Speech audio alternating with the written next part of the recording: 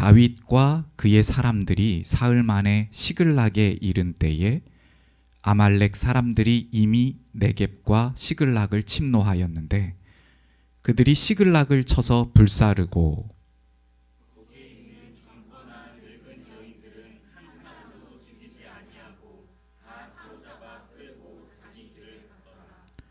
다윗과 그의 사람들이 성읍에 이르러 본즉 성읍이 불탔고 자기들의 아내와 자녀들이 사로잡혔는지라.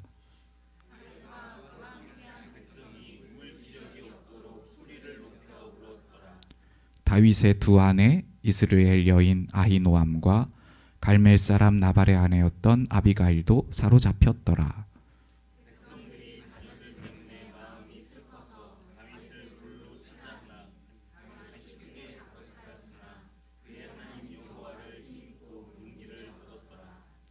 다윗이 아히멜렉의 아들 제사장 아비아달에게 이르되 원하건대 에봇을 내게로 가져오라. 아비아달이 에봇을 다윗에게로 가져가매 다윗이 여호와께 묻자와 이르되 내가 이 군대를 추격하면 따라잡겠나이까 하니 여호와께서 그에게 대답하시되 그를 쫓아가라. 내가 반드시 따라잡고 도로 찾으리라. 아멘. 네, 오늘 다윗의 눈앞에는요 불타고 있는 폐허가 된 보금자리가 있습니다. 다윗이 가족들과 함께 이제 좀 쉴 수 있었던 곳이었습니다. 그동안 다윗은 이스라엘의 왕 사울에게 계속 쫓겨다니면서 광야로 쫓겨다니면서 그야말로 광야입니다. 다리 뻗고 누워서 가족들과 함께 쉴 만한 곳이 아닙니다. 먹을 것도 떨어지고 굶주리고 춥고 너무나 어려운 그런 환경 속에서 가족들과 그리고 함께 하고 있는 동료들과 함께 쫓김을 당했습니다. 수년이 지났습니다.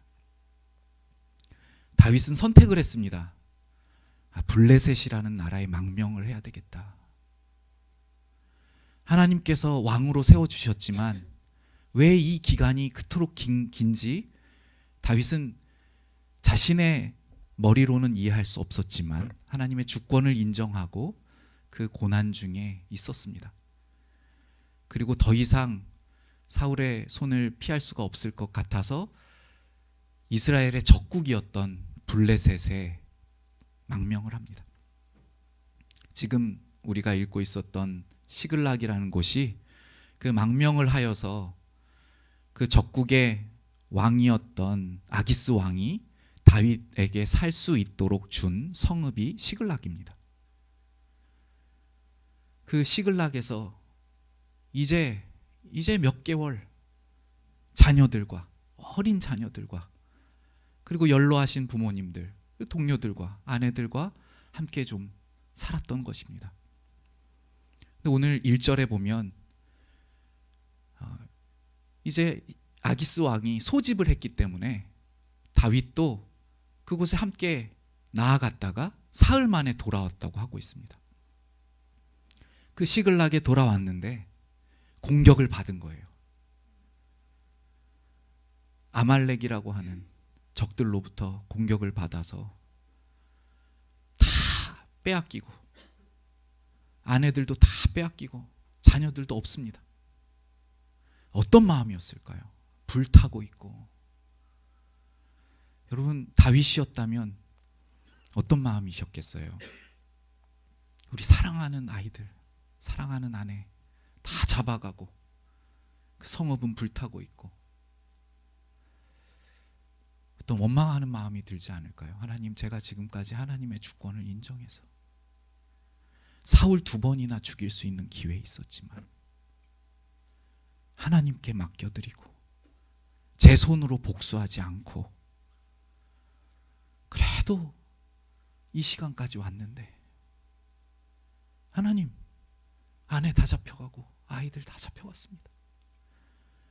저와 함께 미래를 꿈꾸던 자들도 지금 절망하고 낭망하게 되었습니다.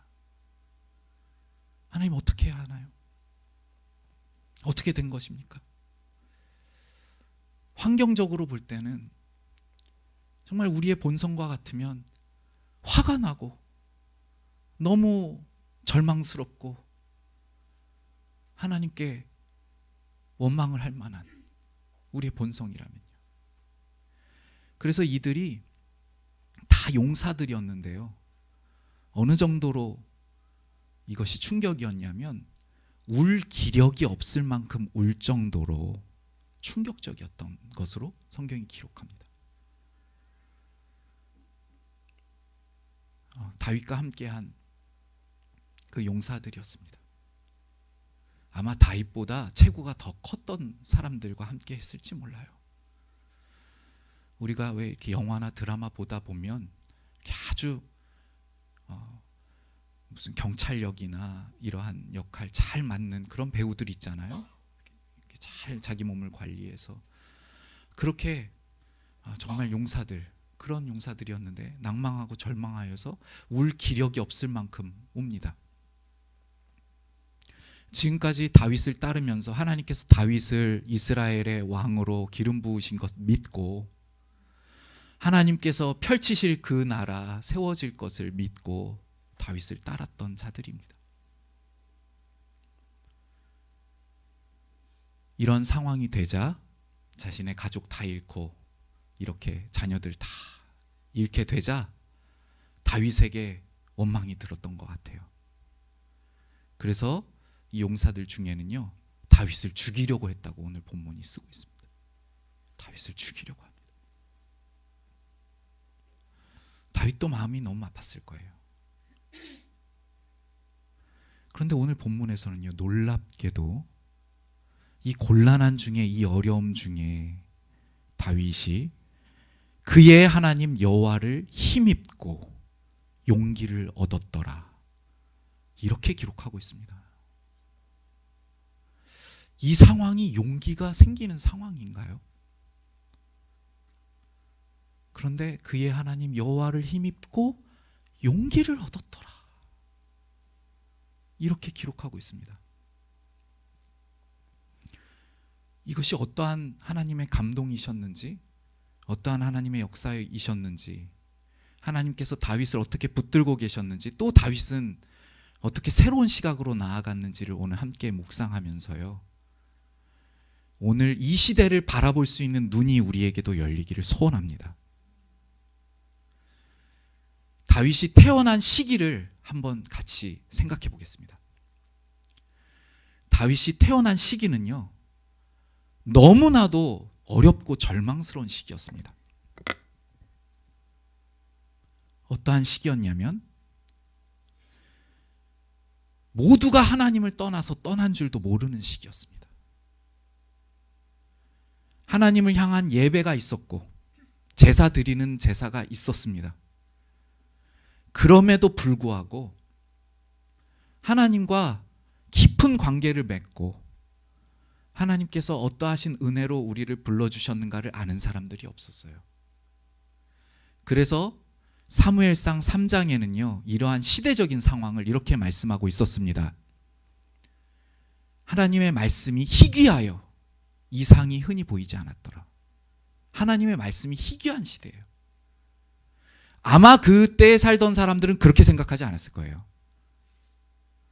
우리 모일 때마다 말씀 얘기하는데, 우리 예배 드리러 갈 때마다 제사장이 말씀 읽어주는데, 말씀이 많은데, 하나님을 기억하는데, 어쩌면 이렇게 생각했을지 모릅니다. 그런데 이 말씀이 희귀했다는 것은요, 정말 하나님의 말씀이 생명으로 여기는 사람들이 없었다는 얘기입니다. 진리를 알고 싶고, 이 세상이 나에게 전부가 아닌 것 같은데, 부 얻고 모든 것 다 얻고 건강 있고 이런 거 추구하면서 이 짧은 인생 이렇게 살려고 나의 생명을 주신 것 아닌 것 같은데, 이렇게 생각하는 사람들이 없었다는 의미예요. 그냥 보이는 대로, 다른 사람 살아가는 대로 그렇게 살아가던 그 시간이었습니다. 그래서 심지어는요, 하나님께서 택한 백성이라고 일컫는 이 이스라엘이 주변 국가들의 신을 들여와서 섬겼습니다. 하나님을 배반하고요. 하나님을 배반하고 농사 잘 지어야 살 것 같으니까 비 내려주는 바알 신 따라가고, 풍요로워야 잘 살 것 같으니까 풍요의 신 또 믿고, 바알과 아세라 신은 이렇게 짝인데요, 항상 이렇게 따라다닙니다. 그 신들을 섬기는 거예요. 이렇게 타락하여서 하나님을 떠나고, 그러면서 예배 제사 드린다고 하면서 스스로 위안하고 그렇게 살아가고 있던 시대였습니다. 그런데 그러한 자신들의 상태도 모르고요, 하나님께 왕을 요구하기 시작했습니다. 이 이스라엘 백성들이요. 하나님, 우리도요 저 다른 나라들처럼 왕이 있어야 될 것 같습니다. 저 옆에 나라 보니까 왕이 있으니까 잘 사는 것 같아요. 하나님, 왕을 요구합니다. 그 당시에 하나님께서는 사무엘이라는 마지막 사사를 주셔서 하나님께서 이스라엘을 다스리고 계시던 시대입니다. 그 불순종에도 불구하고 이 이스라엘 백성 다 버리시지 아니하시고 고통당할 때마다 구원하여 주시고 보호하여 주셨던 그러한 때였습니다. 사무엘이라는 선지자를 통해서 말이죠. 사무엘 선지자가 하나님 앞에 부르짖습니다. 하나님, 이 백성이 저를 버렸습니다. 하나님께서 대답하여 주셨습니다. 너를 버린 것이 아니라 나를 버려 자기들의 왕이 되지 못하게 하였다. 하나님께서 사무엘에게 말씀합니다. 나를 버린 거다. 이스라엘은요, 하나님께서 왕인 나라죠. 하나님을 버렸어요, 이스라엘이. 그런데도 하나님께서는 불쌍히 여겨주셔서요, 그들의 요구를 들어주십니다. 참, 정말 하나님은, 우리 아버지는 우리가 정말 헤아릴 수 없는 그러하신 은혜의 아버지 하나님이십니다. 우리도요, 이 본성이 가득한 우리도, 우리 자녀들이 막 조를 때, 뭔가를 요구할 때 때로는 우리가 질 때가 있어요. 이렇게 해주고 봐주고.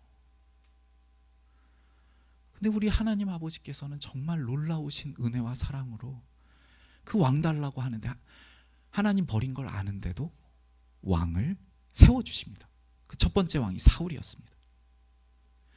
그리고 그 사울 왕에게 하나님께서 예전부터 하나님의 공의를 나타내시기 원하셔서 하시려고 하셨던 것을 명령으로 내리셨습니다. 아말렉을 이 땅 위에서 다 진멸하라. 요즘에 이러한 말을 들으면 참 우리는 이해하기 어려워요. 한 족속을 다 죽이는 하나님. 그런데 이것은요, 그 당시의 상황 중에 우리가 어떻게 보아야 하냐면, 최종적인 예수 그리스도의 그 날을 예시적으로 보여주는 날이라고 생각하면 됩니다. 제가 이 부분을 잠시 설명드릴게요. 하나님께서 이스라엘 백성에게 가나안 땅을 주시기로 약속하셨어요. 젖과 꿀이 흐르는 땅을 내가 주겠다 그러셨거든요, 종으로 살 때. 그런데 그 가나안 땅은 무엇을 의미하냐면 영원한 천국을 의미합니다. 하나님의 백성이 하나님과 함께 죄와 더 이상 싸우지 않아도 되고, 더 이상 사탄의 공격으로 넘어지지 않아도 되고, 늙지 않아도 되고, 굶주리지 않아도 되고, 고통당하지 않아도 되는. 왜냐하면 하나님과 함께 하기 때문에. 그 유일한 생명이고 영원하신 생명이신 하나님과 함께 있기 때문에 그 영원한 생명과 하나님과 막힘없는 사랑을 나눌 그 천국을 주실 것을 상징적으로 보여주는 곳이 가나안 땅입니다. 근데 그 가나안 땅이 임할 때에, 가나안 땅을 그러니까 이스라엘 백성들에게 주실 때에, 이스라엘 백성, 받는 이스라엘 백성에게는 구원의 날, 성취의 날, 언약이 이루어지는 날, 은혜의 날입니다. 받는 이스라엘 백성들에게는. 그런데 가나안 땅에 살던 사람들에게는 종말의 날, 심판의 날이 됩니다. 이것은 예수님께서 완전히 임하시는 재림시에 나타날 것입니다. 예수님을 믿고 예수님 저의 죄 때문에 죽으신 것을 제가 믿습니다.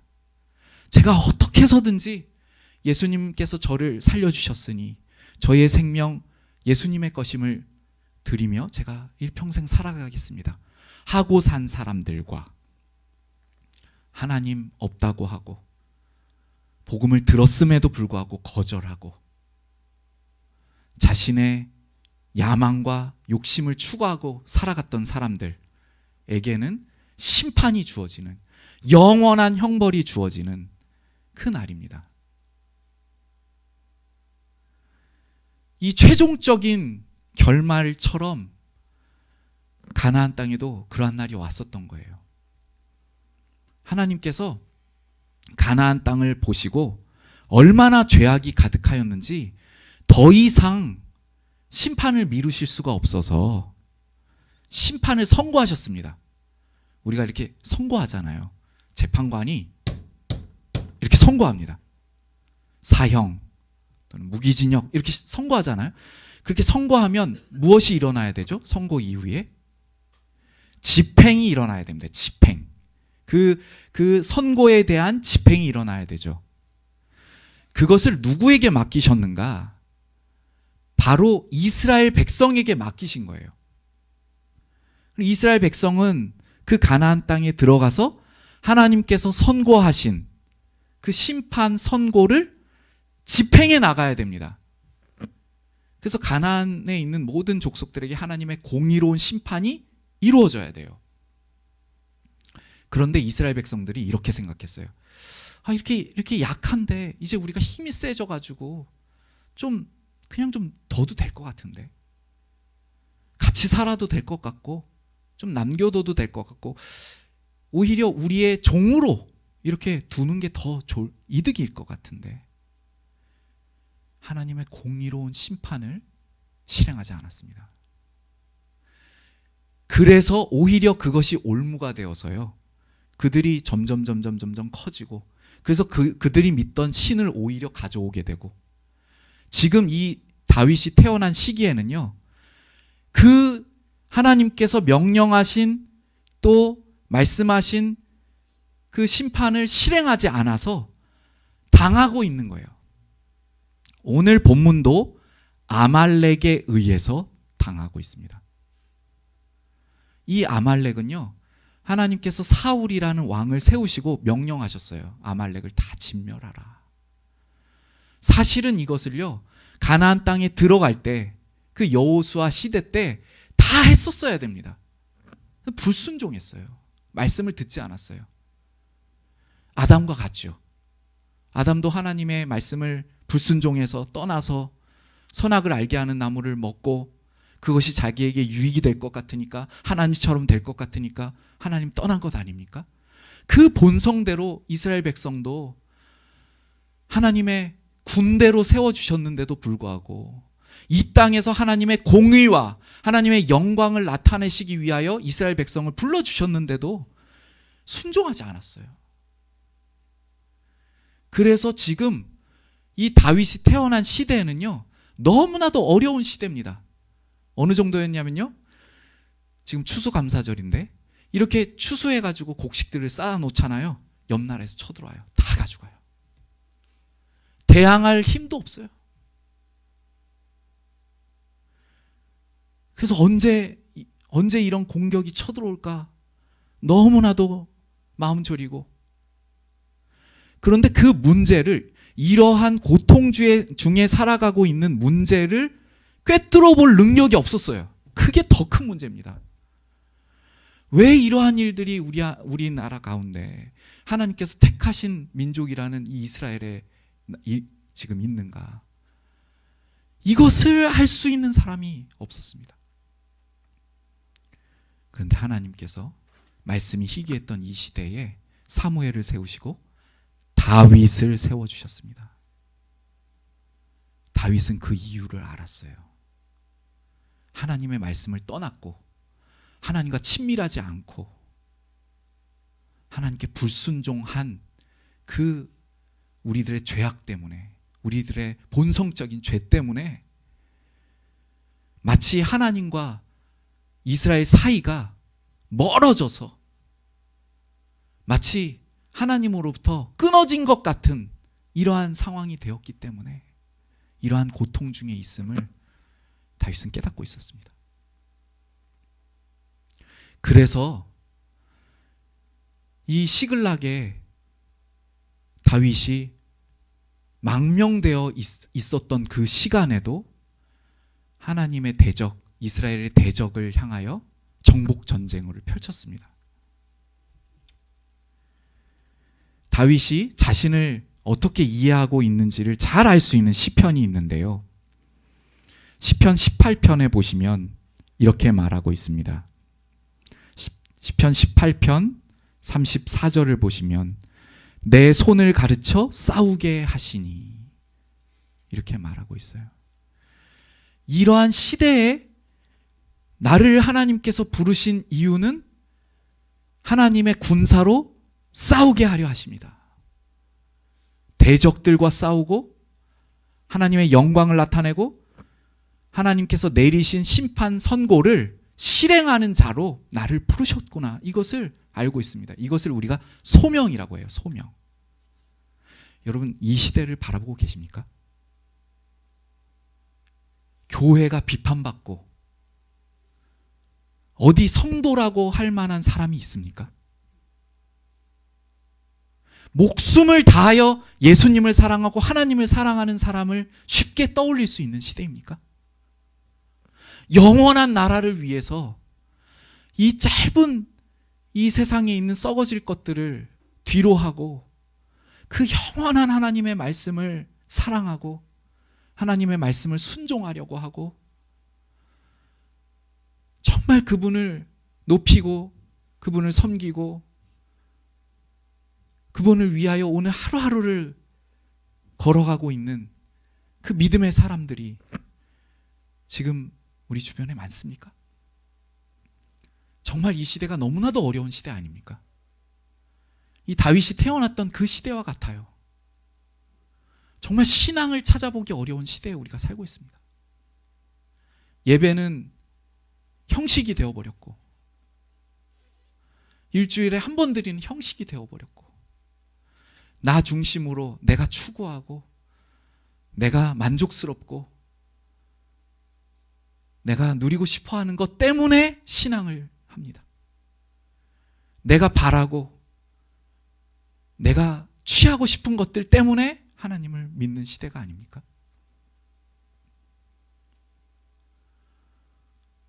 이러한 시대 가운데 다윗은 자신을 누구로 불러주셨는지를 고백하고 있습니다. 시편 18편 39절에 보시면 주께서 나를 전쟁하게 하려고 능력으로 내게 띠띠우사. 주님께서 내게 띠를 띄워주신 것은, 이것을 좀 의미적으로 살피면요, 나를 이스라엘의 왕으로 기름 부어주신 것은, 요즘 우리말로 하면요, 우리가 그리스도인이 되게 하신 것은, 예수님께서 우리를 위해 십자가에서 죽으신 것은, 그래서 나를 살려주신 것은 전쟁하게 하시려고, 죄와 싸우고 사탄과 싸우게 하시려고 이것임을 보고 있었습니다. 그런데 이것은요, 다윗만의 시각이 아니었어요. 시편 89편은요 다윗의 시가 아니라 에단의 시입니다. 에단이라고 하는 저자인데요, 시편 89편 19절에서 이렇게 말합니다. 그때에 주께서 환상 중에 주의 성도들에게 말씀하여 이르시기를, 내가 능력 있는 용사에게는 돕는 힘을 더하여 백성 중에서 택함 받은 자를 높였으되 20절입니다. 내가 내 종 다윗을 찾아내어 나의 거룩한 기름을 그에게 부었도다. 다윗을 찾아내신 것이라고 말합니다. 이 시대예요. 이 시대에 다윗을 찾아내셨어요. 하나님의 말씀에 순종하게 하려는 그 한 사람 하나님께서 바라셔서요. 오늘 본문에요, 시글락이 지금 불타고 있습니다. 다윗이 새로운 시각으로 그날을 봅니다. 아, 이렇게 시글락이 불타고 있는 이때에 내가 이 자리에 오게 한 것은 하나님의 구원의 역사 이루시려고 나를 이 자리에 보내셨구나. 시각이 달라지는 것입니다. 아, 우리 망했도다. 이제 무엇을 하는가? 나는 아무것도 할 수 없도다. 이렇게 쓰러지고 낭망하고 좌절하는 것이 아니고요. 아, 이때에 나를 보내신 것은 하나님의 놀라우신 구원의 역사를 위하여 나를 이 자리에, 이곳에 보내주셨구나 하는 믿음으로 하나님께 여쭙습니다. 하나님, 따라가면 그들을 따라갈 수 있습니까? 하나님께서 말씀하십니다. 도로 찾을 것이다. 응답하여 주십니다. 이 부분에 대하여서요, 훗날에 역대상 기자는요, 이것을 이렇게 기록합니다. 우리 같이 한번 보면 좋겠는데요. 역대상 12장 20절부터 22절에 보시면요, 이렇게 기록하고 있어요. 역대상 12장 20절에 보시면 다윗이 시글락으로 갈 때에, 이렇게 쓰고 있어요. 다윗이 시글락으로 갈 때, 이 부분이 바로 지금 이때입니다. 시글락으로 갈 때에, 불탄 그런 성읍을 보게 될 때에 하나님께서 므낫세 지파에서 용사들을 보내어 주십니다. 21절, 이 무리가 다윗을 도와 도둑대를 쳤으니 그들은 다 큰 용사요 군대 지휘관이 됨이었더라. 22절 읽겠습니다. 그때에 사람이 날마다 다윗에게로 돌아와서 돕고자 하매 큰 군대를 이루어 하나님의 군대와 같았더라. 하나님께서 군대가 되게 하여 주시는 그날이었습니다. 그 시글락이 타고 있던 그날도요, 절망스러운 그날도 군대가 되게 하여 주시고 있던 그 놀라우신 역사의 하루였습니다. 이제 설교를 맺겠습니다. 여러분, 오늘 이 시대에요, 우리는 너무나도 절망스러운 모습들이 우리 앞에 많이 있습니다. 시글락이 마치 타고 있는 것처럼 교회가 힘을 잃고 마치 복음이 힘을 잃은 것처럼 우리의 모습을 보아도요, 능력이 없는 것처럼 정말 원망하고 낭망되는 그러한 때를 우리가 만나기도 합니다. 우리가 분명히 알아야 될 것은요, 우리를 오늘 이 시간 이 때에 왜 불러주셨는가, 이 정말 어두운 것 같은 이 때예요. 주님께서 우리를 군사되게 하기 위해서 다윗처럼 이 시대에 주님의 뜻을 받들고 주님의 말씀을 위하여 용사로 일어나 죄와 싸우고 사단과 싸우고, 그래서 주님께서 구원하시기 위하는 그 영혼들을 구원하시기 위하여서 오늘 이 시기에, 이 참혹한 시기에 우리를 불러주셨음을 믿습니다. 제가 시편의 다윗의 고백을 읽고 이제 설교를 마치려고 하는데요, 잘 한번 들어보시길 바랍니다. 어리석은 자는 그의 마음에 이르기를 하나님이 없다 하도다. 그들은 부패하여 가증한 악을 행하며 선을 행하는 자가 없도다. 하나님이 하늘에서 인생을 굽어 살피사 지각이 있는 자와 하나님을 찾는 자가 있는가 보려 하신즉 각기 물러가 함께 더러운 자가 되고 선을 행하는 자 없으니 한 사람도 없도다. 죄악을 행하는 자들은 무지하나 그들이 떡 먹듯이 내 백성을 먹으면서 하나님을 부르지 아니하는도다. 하나님을 두려워함이 없는 이 시대에 누가 하나님을 경외하고 하나님의 말씀을 위하여 전사로 일어나는 자 누구인지를 하나님께서 오늘도 찾고 계십니다. 오늘 우리가 왜 존재하고 있습니까? 우리가 왜 오늘 살아가고 있습니까? 우리의 호흡이 오늘 왜 더 진행되고 있습니까? 이 땅에서 잘 먹고 잘 살게 하시기 위하여서 우리에게 생명 주시고 축복 주시고 힘 주시고 능력 주셨습니까? 영원한 나라를 바라보게 하시기 위함 아닙니까?